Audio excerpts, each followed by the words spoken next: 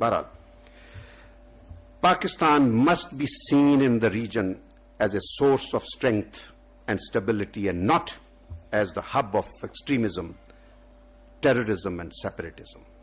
World's major powers also need to recognize that under a democratically elected civilian government and with stable institutions strictly adhering to their constitutional roles, Pakistan will be a more responsible, more reliable, more effective, and more appropriate partner of the free world in pursuit of common goals.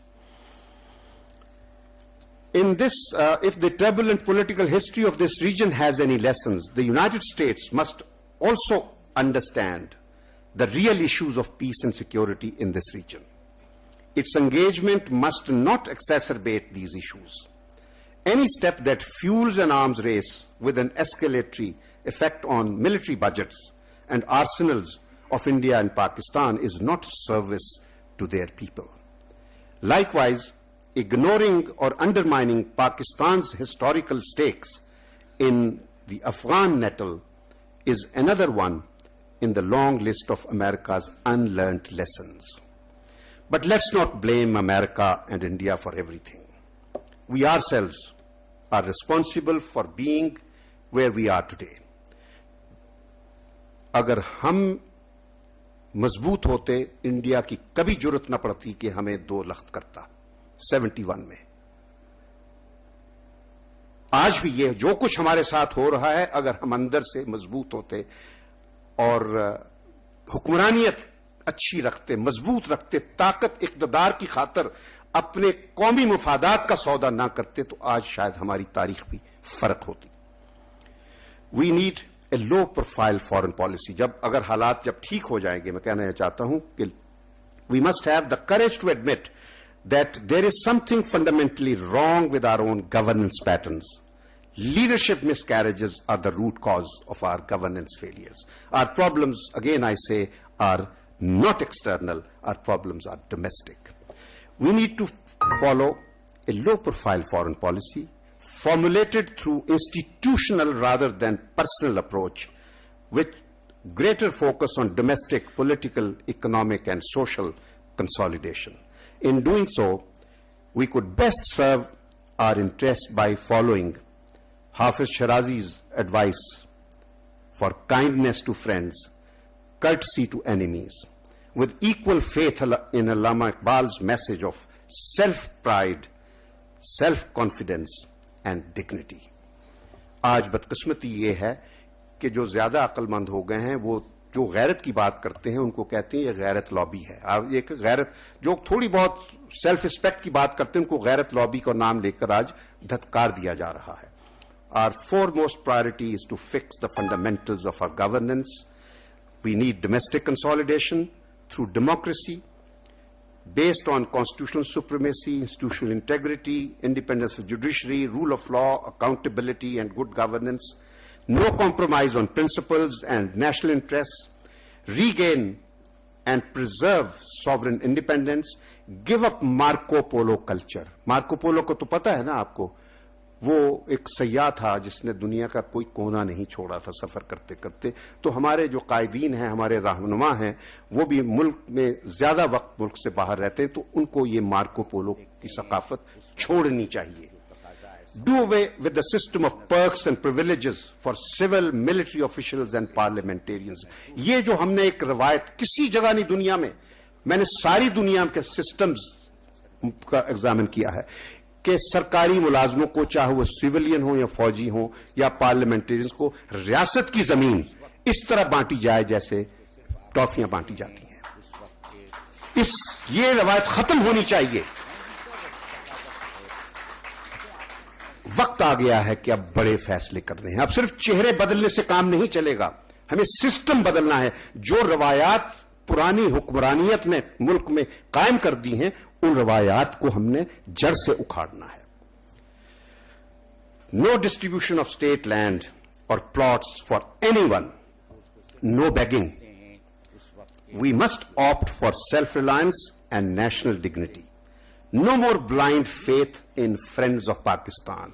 ये भी बदकिस्मती देखिए, کہ ابھی حالیہ سالوں تک تو 192 ممالک ہیں دنیا میں. ہم کریڈٹ لیا کرتے تھے کہ ہمارے سب کے ساتھ اچھے تعلقات ہیں, وہ سب دوست ہیں ہمارے سوائے 2 کے, ایک انڈیا اور ایک اسرائیل, باقی وہ سب ہمارے فرینڈز کی کیٹیگری. اب ہم نے اپنے دوستوں کی کیٹیگری کو اتنا محدود کر لیا ہے, 22 ملکوں تک سمیٹ لیا ہے. یہ کتنی بدقسمتی ہے ہماری حکمرانیت کی کہ ہم یہ بھی نہیں سوچ سکتے کہ دوستی کا دائرہ وسیع ہوتا ہے, تنگ نہیں کیا جاتا. Let us be over on friends, یہ بھی ایک سوچنے کی بات ہے. Let's not lease our motherland in the name of corporate agricultural farming. آپ نے بھی سنا ہوگا کہ پاکستان کی زمین ٹھیکے پر دی جانے والی ہے.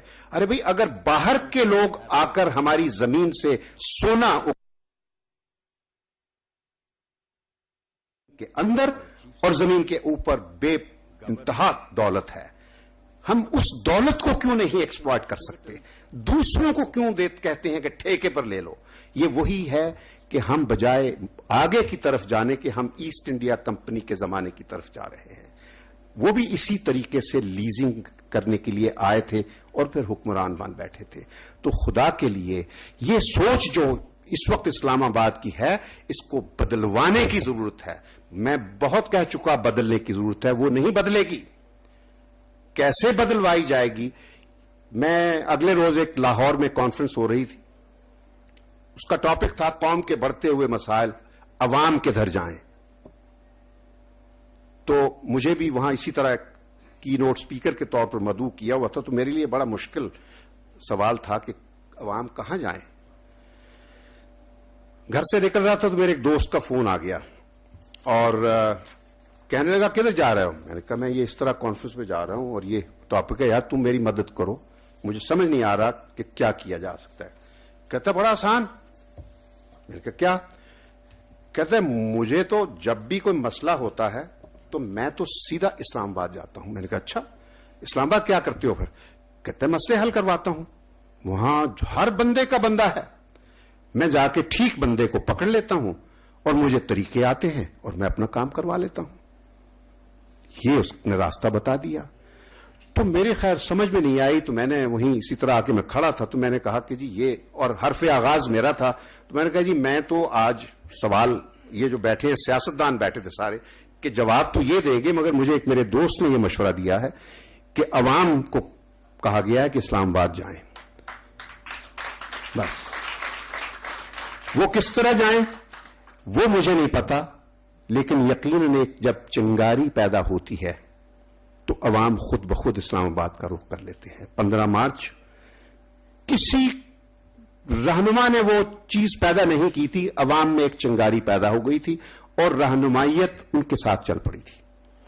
تو وہ چنگاری کہیں سے پیدا ہو جائے تو سب کچھ ہو جائے گا. بات کریٹیوٹی کی ہو رہی تھی, میری نظر میں ہر انسان کریٹو ہے, ہر انسان کریٹو ہے. ایک جی پیدا ہوتا ہے بعد میں ایکوائر ہوتی, یہ سب باتیں جسٹیفیکیشن کی ہوتی ہیں. ڈاکٹر رفیق صاحب, ہاں, انہوں نے بڑی اچھی باتیں کہی نفسیاتی حوالے سے. دیکھیں ہر آدمی, میں اگلے دن ہی, اب مجھے وہ لفظ میں رات بتا رہا تھا کہ رکشہ والے نے اپنے رکشہ کے پیچھے بڑا اچھا 4-5 مصروں کا ایک شعر بنا کے رکھا تھا, سوچ رہا ہے پاکستان اور یہ ٹریفک جام اور ملک بدنام, اس قسم کی باتیں لکھی تھی. یعنی ایک ان پڑھ آدمی بھی جو ہے وہ بھی کریٹو ہو سکتا ہے.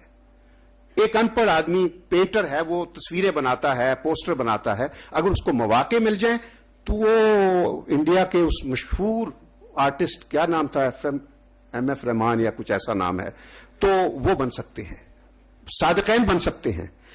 تو ہر انسان میں پوٹینشل ہے, کوئی انسان پوٹینشل کے بغیر پیدا نہیں ہوتا. صرف بات ہوتی ہے موقعوں کی اور ان موقعوں سے استعمال کی.